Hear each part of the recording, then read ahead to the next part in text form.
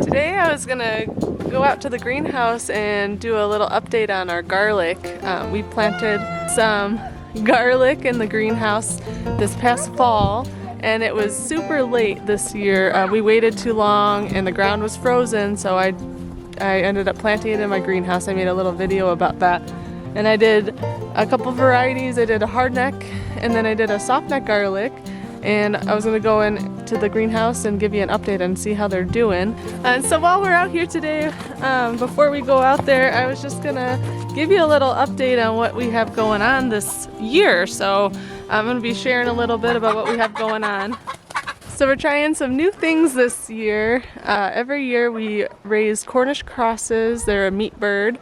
They're those standard white meat birds that are bred to get really big really fast. They're ready for butcher in about 8 weeks.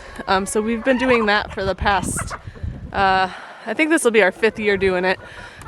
So we're getting some more of those, but we're only getting 40 this year.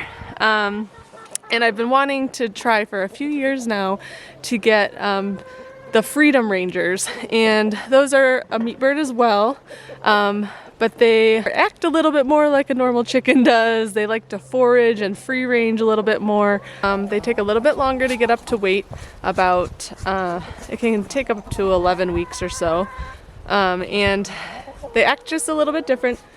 They're gonna be a reddish color like these ones over here. These are Rhode Island Reds, those are our layers. But they will act a little bit more like a normal chicken. If you haven't been around the Cornish crosses before, they're just kind of bred to be kind of big and kind of lazy, and they just eat all day, which is great because they put on a lot of weight quickly, which is what you want for a meat bird. We're excited to try them out this year. I have 100 of those coming in. I only plan to keep half of them. I'm gonna try to sell them to make up a little bit of the difference in the cost of the actual bird. So we'll see how that goes.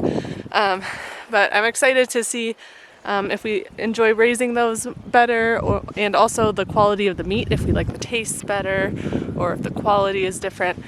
So I'll definitely give you an update as we do that this year. A new thing we're trying this year are turkeys. We've never raised turkeys before. So we got 21 or so meat variety of turkeys. They're not a heritage breed, but they're kind of like the Cornish cross of chickens, but for turkeys. So they're bred to put on a lot of weight, like your normal Thanksgiving turkey would be. So we're gonna do that. I'm also probably gonna try to sell half of them to make up a little bit of the difference in the cost of the bird as well. So, and we're probably gonna try to just raise about 10 of them this year and just see how it goes and see how we like it. And then maybe in the future we'll do a heritage breed and then possibly be breeding turkeys.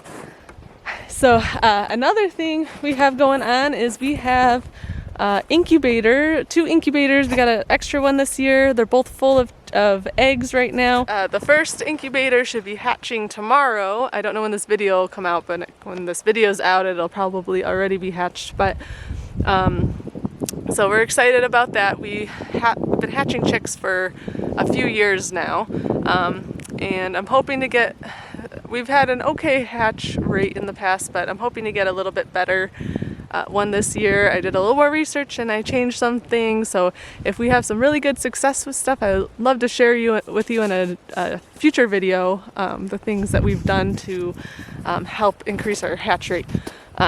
So maybe do a future video on that one. Another thing that we're doing that's new this year is we're getting some bees, and we have them set to come this April, and we got our hives all situated about a month ago. My husband assembled all the hives and all the parts for that, so we're excited to try that out this year. There's a lot that goes into keeping bees, and we're new and learning. We've been doing a lot of research this winter, but there's 2 ways to go about getting it. You can get a bee package, or you can go and get a nuke. And the nuke is a little more expensive, but with the nuke you have a better chance at success with the bees. Sometimes bees will just take off, or they just won't stick. So with the nuke we decided to go that route, and hopefully they will stick around and thrive. And so I'm excited to take you guys along with that. So that's this April when they're coming in. Another thing is we got some worms this winter. We got some red wigglers from Uncle Jim's worm farm. It's a worm bed. You excited to see the worms? Are you excited to see the worms? Yeah. For those of you who don't know what those are, they are a composting worm. They're called red wigglers, and you basically just feed them your food scraps, and then they go ahead and break down the food scraps that you feed it, and then what you get out of that are worm castings. It's basically worm poop, but it's not gross, I promise.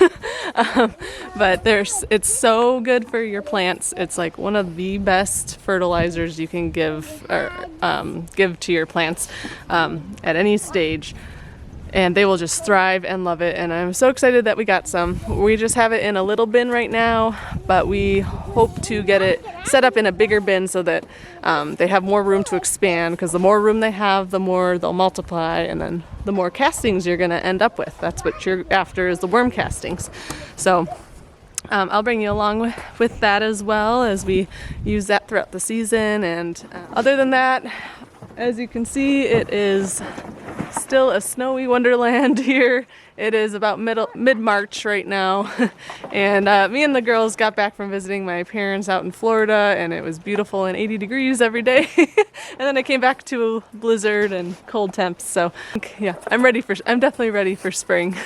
Winter's been a wonderful time to focus on some other things, and we learned how to make soap this year, so we did that about a month ago, and the batch just is ready now, and we've been using the soap bar, and it turned out really well. So I'm excited to be making different combinations of different scents and adding herbs and calendula flowers to them.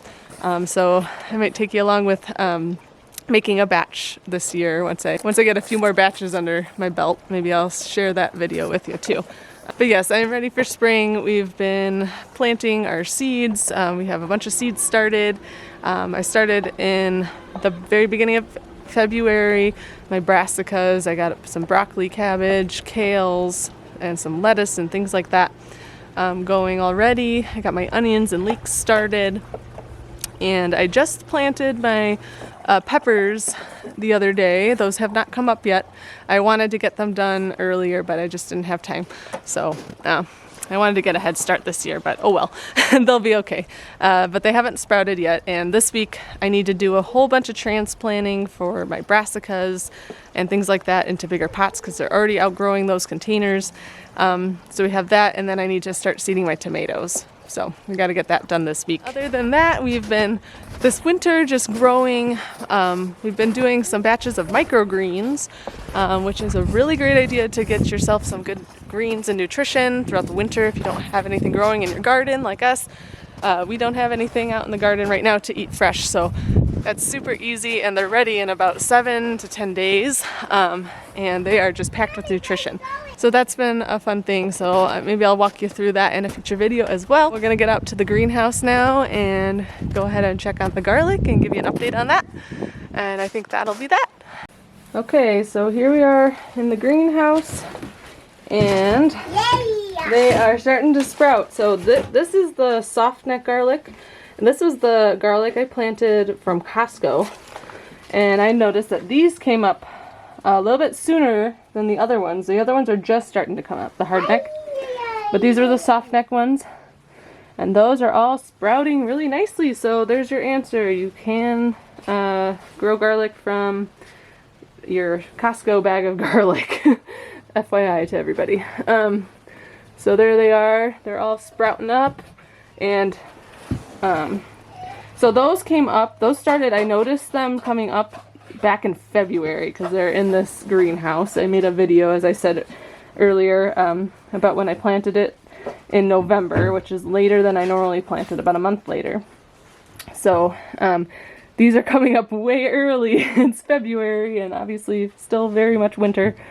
So yeah, we'll see how this goes. They're doing really good so far. And then over here is the hardneck garlic I planted, and I only have a couple coming up right here. Those just came up about like a week ago. I just noticed them, so beginning of March. That's when I noticed them coming up. So we're waiting to see the rest of them come up. Hopefully they all do. We will see. So this winter I just kept shoveling snow from out there and just piling it on top of here. Then it would get warm enough during the day, it would melt it over time. So that's how I've been keeping it moist and watered throughout the winter, not let it dry out. The top layer is kind of dry right now, so I am going to go get some water and water it in. And a little bit later in the season, maybe later this month, once my compost bin defrosts, I'll end up putting a layer of compost down to feed it. So yeah, I'll go get the water, and I think we'll be done. Thanks so much for joining us today and listening to what we have going on for our updates this year. I'm excited to bring you along and share with you what we got going on and maybe give you any tips and tricks that we find along the way.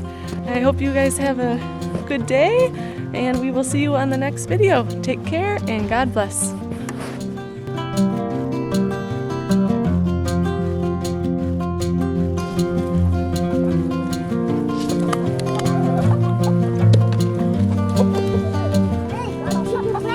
There you go, chicken friends. Hey, Dad.